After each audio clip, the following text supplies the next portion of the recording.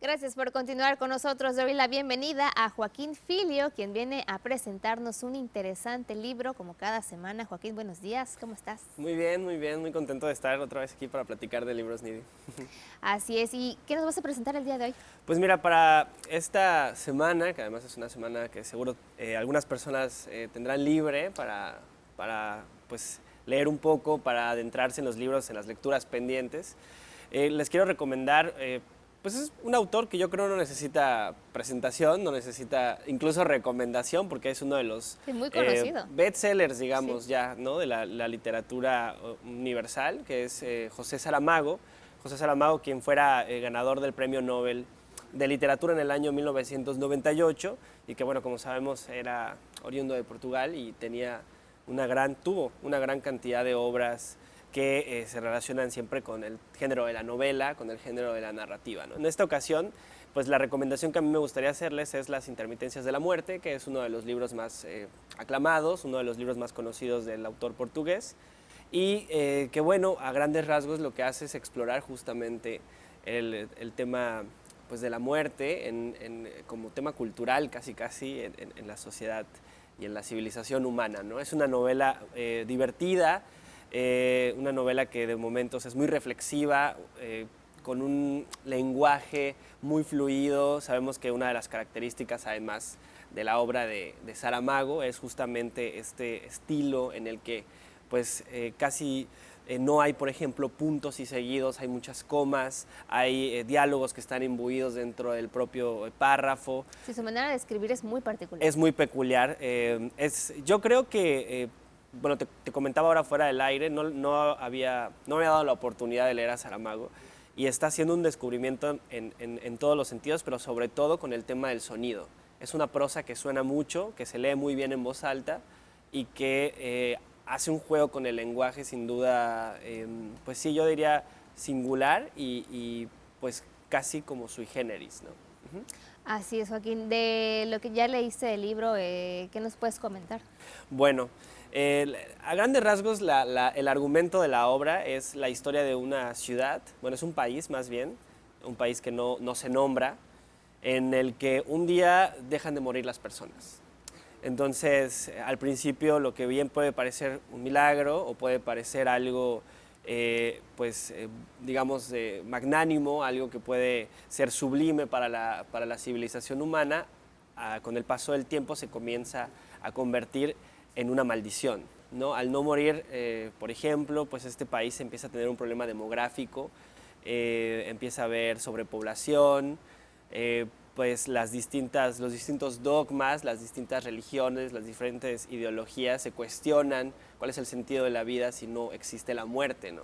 Entonces es un libro que, como vemos, además de que es muy paródico, muy irónico más bien, es yo les decía, ¿no? Reflexivo. Creo que la obra de Saramago tiene esta cualidad de que son de pronto historias que son como parábolas, ¿no? Pensemos un poquito, por ejemplo, en las historias fundacionales o bíblicas, que tienen esta cualidad de que te cuentan una historia, pero al mismo tiempo hay un subtexto, una enseñanza, no quiero decir una moraleja, pero sí algo que se está tratando de decir a través del discurso. Y creo que Saramago lo hace muy bien, particularmente en las intermitencias. Vamos a encontrar de pronto personajes entrañables, como lo puede ser la propia muerte, que es un personaje de la obra, y también vamos a encontrar mucha humanidad en cada uno de los elementos que él pone a disposición en este libro. Una peculiaridad del autor José Saramago es precisamente que te lleva a la reflexión. En sus libros anteriores y varias de sus obras, él está muy enfocado en este tipo de reflexión, pero también juega un poco con lo religioso. Sí, hay un discurso religioso siempre. Particularmente hay dos libros de Saramago en donde explora justo el tono, digamos, ¿no? Mesiánico o el tono bíblico. Pero en este libro, si bien si es un tema la religión, creo que lo que le interesa más, todavía lo estoy terminando de leer, pero me parece que lo que le interesa más a Saramago, lo que le interesaba más a Saramago durante la escritura de Las intermitencias, era justamente ver hasta dónde le permite el lenguaje llevar una historia que podría parecer que no tiene muchas aristas, pero que empieza cada vez como a ramificarse. Una peculiaridad, leyendo un poquito de la vida del escritor, es un escritor que publicó joven sus primeras novelas sin mayor éxito. Estamos hablando de que a los 24 o 25 años publicó su primera novela, una novela que pasó desapercibida.